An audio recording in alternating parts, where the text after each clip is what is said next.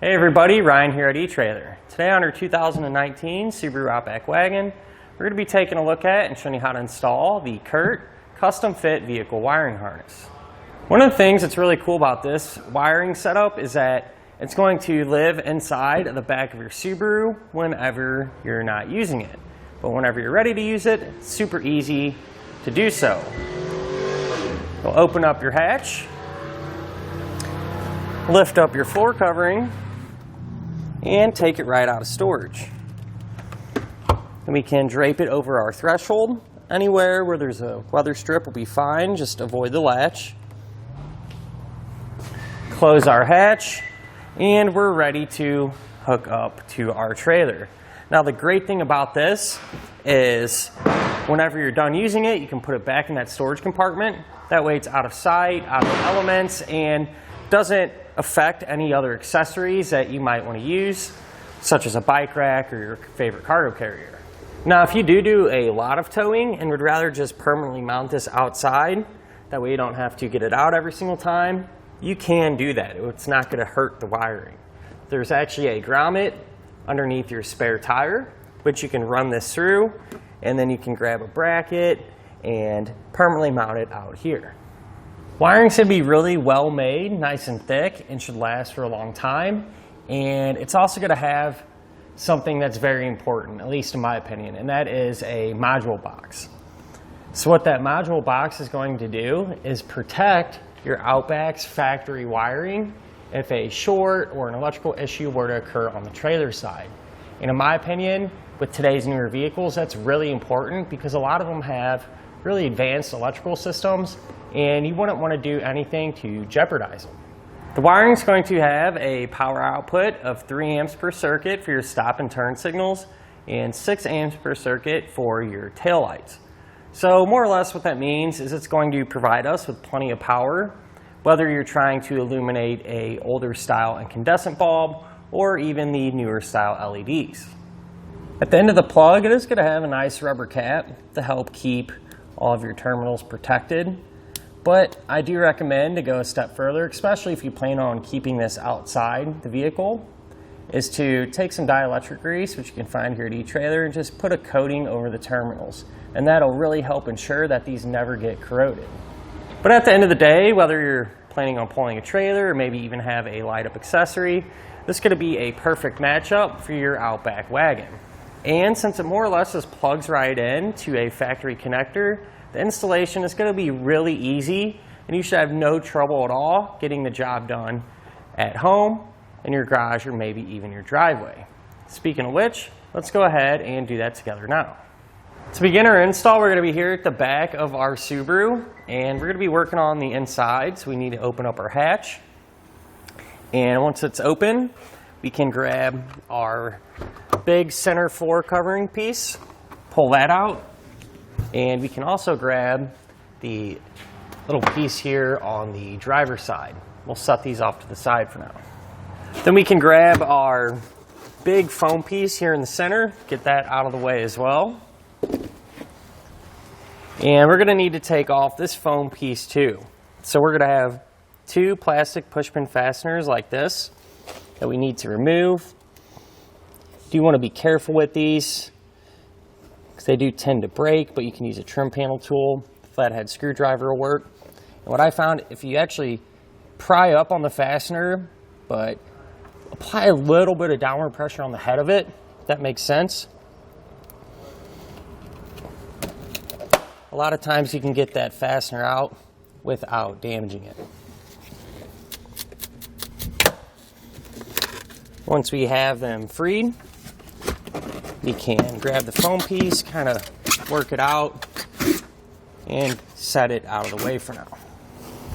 Now if we kind of move up a little ways here, we're going to have this cargo anchor, and we need to pop that out because our plug, the factory plug we're looking for, it's going to be somewhere in this location. So by removing this, it'll make it a little easier to kind of pull that out and get our hands back there. That being said, we take a flathead screwdriver. You may need to actually pull that anchor hook down first. Take that flathead, pop the cover back. And that will expose a 10mm bolt that we can pull out.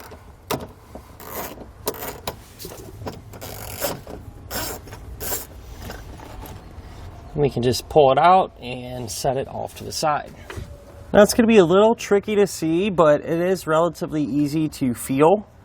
If we reach inside of this panel, we're going to be able to grab an electrical connector. And so you kind of just reach back there, pull it out. There'll be a little bit of tape on there. You can kind of just pull it to free it up. And that's what that connector is going to look like. So what I'm going to do, now that we kind of have it free, is push it back through the hole here and get it to come out at this corner here of our panel. And that way it'll be easy to work with and easy to route our wiring once we go to plug it in.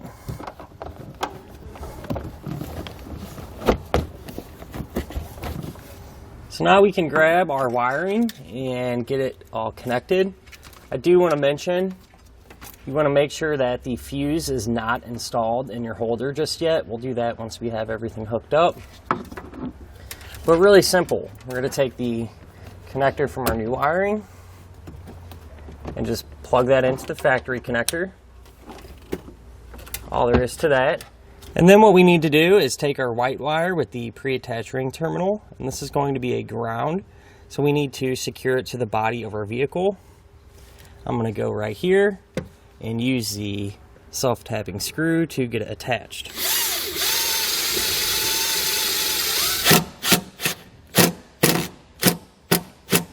Now that we have it hooked up, we can grab our fuse, place it into the holder, and close up the dust cover. So I went ahead and just kind of tucked our wiring underneath of our carpeted panel here. And now we can move on to the box. We're going to secure that using the two-sided sticky tape. Peel off one side. Make sure the box is nice and clean, as well as the surface that we're going to stick it to. Peel that other side off.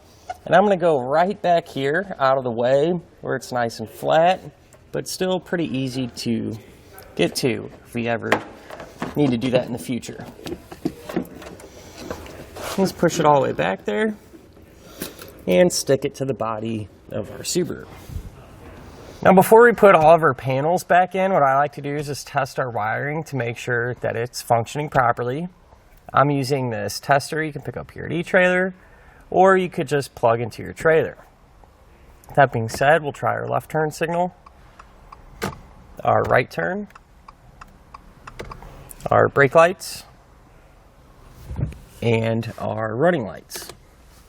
Now that we verified everything worked properly, we can go ahead and reinstall all of our interior the opposite way that we removed it.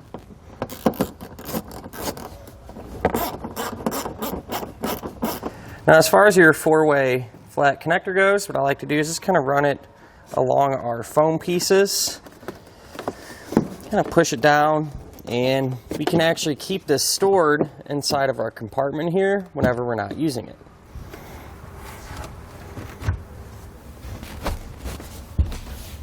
And that'll finish up our look at and installation of the Curt custom fit vehicle wiring harness on our 2019 Subaru Outback Wagon.